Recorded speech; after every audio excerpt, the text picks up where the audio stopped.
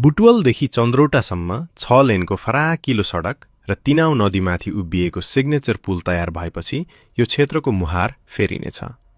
पूर्व पश्चिम यात्रामा निस्किएका यात्रुहरूले नारायणघाटदेखि बुटवल हुँदै चन्द्रौटासम्म पुग्दा विकसित नेपालको छल्को पाउनेछन्। सडकका विभिन्न ठाउँमा ओर्लेर सेल्फी खिच्ने, हरियाली जंगलहरूका दृश्य कैद गर्ने र विश्राम स्थलहरूमा सुस्ताउने अवसर पाउँदा यात्रा रोमाञ्चक हुनेछ। साँझ परेपछि बुटवल पुग्दा सिग्नेचर पुलको आर्क र तारहरूमा जडित झिलिमिली बत्ती तिनाउ नदीको सतहमा परावर्तित हुँदै आकाश र पानीलाई एउटै क्यानभास बनाइदिनेछन्।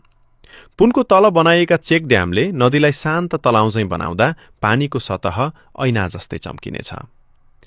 त्यही किनारमा दीप प्रज्वलनसहितको सन्ध्या आरती, शङ्खको ध्वनि, अगरबत्तीको सुवास र पानीमा हल्लिने बत्तीका छायाले वातावरण आध्यात्मिक र सौन्दर्यपूर्ण बन्नेछ। रात बढ्दै जाँदा नदी किनारको रात्रिकालीन बजार जीवन्त हुनेछ। क्याफेबाट आउने कफीको सुवास, कलाकारहरूको मधुर सङ्गीत, पैदल मार्गमा टहलिँदै गरेका परिवार र पर्यटक छ्यापछ्याप्ती देखिनेछन्।